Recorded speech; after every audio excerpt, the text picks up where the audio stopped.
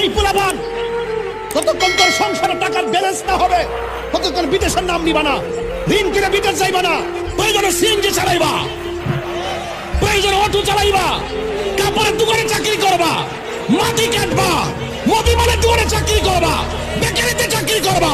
কথা কোন ঠিক কি না বলেন?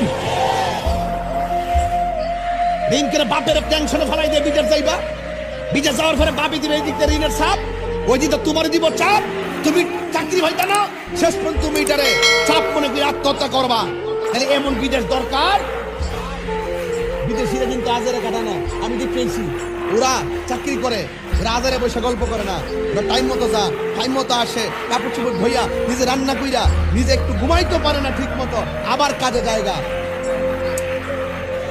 আগের মতন তার এখন বিদেশ নাই, আগে তো মোটামুটি চলছে, এখন যেই টাকা বছর রুজু করে এই টাকা আকামাতি জায়গা। কথা কন ঠিক কিনা?